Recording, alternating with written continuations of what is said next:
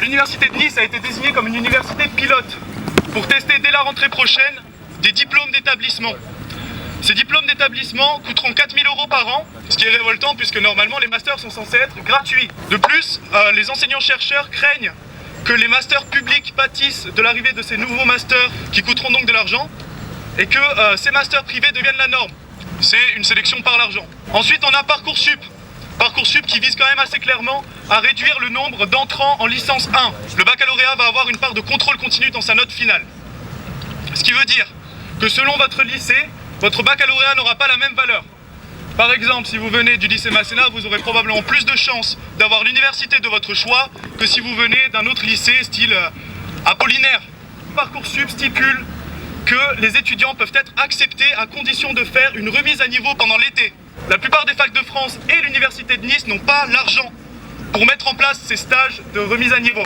Nous pensons que cela est contraire au 13e article de la Constitution qui dit que l'éducation doit être égalitaire et gratuite, accessible à tous.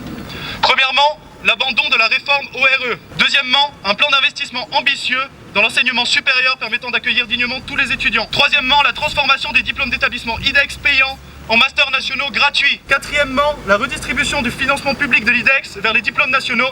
Et pour finir, la fin des réductions des heures d'enseignement en licence 1 et la mise à disposition de moyens supplémentaires pérennes pour tous les étudiants afin de combattre l'échec en licence. Merci. Donc, bonjour tout le monde, moi je suis Lucie, je suis en 3e année de licence en biologie des organismes des environnements. Et donc nous avec notre promo on est directement touchés par ces modifications de master. Donc effectivement il y a des masters nationaux qui ont été supprimés pour être remplacés et améliorer, modifier la plaquette en diplôme d'établissement, sauf que ces diplômes d'établissement sont payants à 4 000 € et que nous, en L3 BOE, nous n'avons pas de choix. Soit nous payons des diplômes d'établissement à 4 000 €, soit nous partons dans une autre université. La faculté ne nous propose pas une poursuite de notre formation après notre licence. Nous voulons que la faculté nous propose une alternative pour pouvoir avoir des masters gratuits à la rentrée et voilà, poursuivre nos études ici à Nice. On n'a plus de master, on est obligé de partir. Et le problème, c'est qu'ici, on est l'ancienne université de Madame Vidal, notre ministre de l'Enseignement, ce qui fait qu'on est une université test. Donc c'est-à-dire que si ça passe chez nous, ça passera dans toute la France. Et ce ne sera plus nous, les L3 BO, mais vous tous qui serez concernés. Vous n'aurez même plus la possibilité de partir parce que quand ce sera fait de partout dans toute la France, vous serez obligés de payer quoi qu'il en coûte. Toutes les instructeurs de France se sont mobilisés contre la loi Vidal et on est les seuls à ne pas avoir bougé. Comment ça se fait ?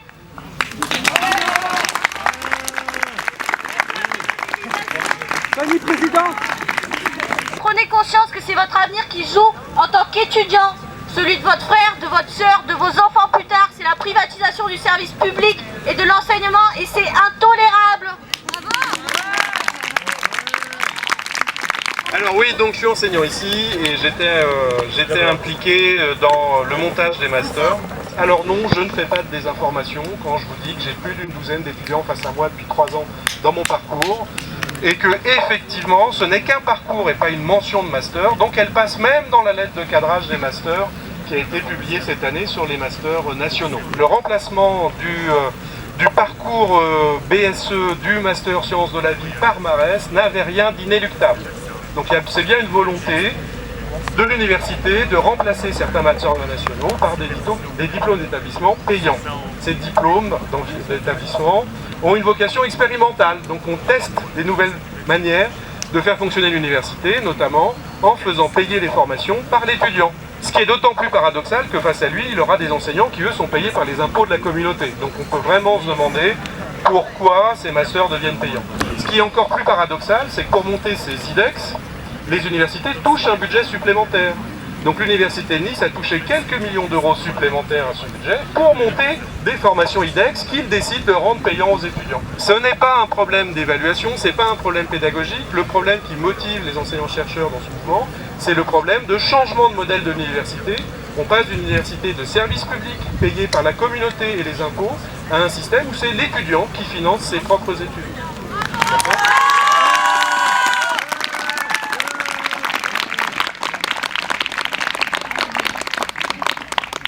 Moi je vais pas parler des réformes en elles-mêmes, je vais parler de notre organisation et comment on arrive à mettre une pression à l'État pour empêcher ces réformes-là.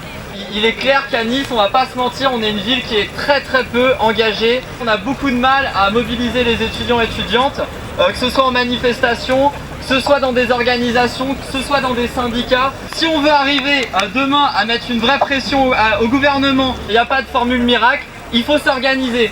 Pour ça, ça passe comment? On vous invite tous déjà à rejoindre le collectif Sauve ta fac et à vous intéresser aussi aux différentes organisations de jeunesse ou pas qui existent. Il y a des organisations, des syndicats, des collectifs, ou alors si ça vous plaît pas, créez-en. C'est pas compliqué d'en créer, il suffit d'être 2-3 et là on peut commencer à les tracter, à afficher, à tout ça. Ça passe par la grève, par la manifestation, par le blocage, par l'agitation politique. On va essayer de proposer l'idée d'un blocage de la fac de Valrose. Pourquoi? Parce que la fac de Valrose, tout simplement, c'est la fac, l'ancienne fac de Frédéric Vidal qui est actuellement aujourd'hui ministre de l'enseignement supérieur. Le but, c'est pas d'empêcher les étudiants d'aller en cours. Le but de faire un blocage à la fac de sciences de Valrose, c'est de mettre en coup de pression à Frédéric Vidal. Parce qu'aujourd'hui, à l'heure où je vous parle, 50 facs en France sont bloquées. C'est vraiment très important que vous preniez la parole. On parle d'un blocage de la fac, c'est quelque chose de très important. Donc si vous avez le moindre doute, la moindre question, venez poser votre question. S'ils coûtent trop cher et s'ils ne peuvent pas servir de machine à cash pour la classe capitaliste, sont soit voués à disparaître, soit à être transformés en machine à faire du fric. Et je trouve ça dégueulasse, et je trouve que c'est le cas dans l'université, c'est le cas à la SNCF, c'est le cas dans les hôpitaux, à la poste, partout. Et pour moi tout ça, c'est un seul et même combat contre ce système capitaliste. Mais en attendant, on est quand même beaucoup, moi je trouve. J'ai compté tout à l'heure, on était 200, là je pense qu'on est un peu plus parce qu'il y en a qui se sont rattachés. Un blocage, ça s'est fait plusieurs fois dans l'histoire, c'est pas une première, c'est pas une expérimentation. Il faut pas vous inquiéter pour la tenue de vos examens. Les profs savent s'adapter, d'ailleurs la plupart des profs nous soutiennent. Les profs nous soutiennent. Les étudiants, chercheurs, enseignants-chercheurs et personnel BIAT de l'université de Nice. Attendez, pas comme ça. Ah, d'accord. Et de l'enseignement primaire et secondaire, réunis en assemblée générale le 30 mars 2018, rappellent le principe intangible de l'accès libre et gratuit à l'enseignement supérieur et de ses missions de service public. Premièrement, qui s'abstient de donner sa voix? Il y a une personne là-bas. Oui, il y a une personne, 2 personnes.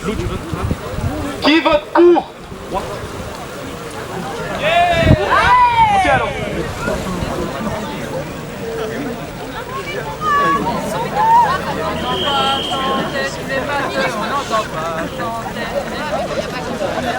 Ok, je suis à une centaine de personnes pour la motion. Qui vote contre la motion? Non mais ah, les gars, calmez-vous, on est 100 pour contre 6 contre. Sur toute la France, dans tous les amphithéâtres, là où les étudiants ils occupent leur fac, on voit une répression policière qui avance à visage découvert, mais aussi une répression fasciste. Il y a des groupuscules fascistes qui sont rentrés dans la fac de Montpellier, donc on espère bien mettre suffisamment de pression pour montrer qu'on est contre la répression des étudiants et étudiantes qui sont en lutte pour leur droit à l'éducation. Si vous levez la main pour dire que vous êtes pour le blocage, il faut que vous nous assuriez que vous serez présents mardi prochain pour mettre en place ce blocage. Parce que si on se retrouve à être juste les 10 qui montent les actions tout le temps de Sauve ta fac, on bloque là rien du tout et en plus l'Uni va se foutre de notre gueule, sérieux. Qui s'abstient de voter pour ou contre le blocage? 10 personnes s'abstiennent. Qui est contre le blocage? Arrêtez, c'est bon. Qui vote pour? 10 abstentions, pardon. Et tout bloqué devient Vidal. Et tout bloqué devient Vidal. À Montpellier, c'était ça il y a 2 mois. Ils sont 2000 aujourd'hui pour le blocage. On est à plus de 100 personnes. On est à 102 personnes pour le blocage. Le blocage est adopté.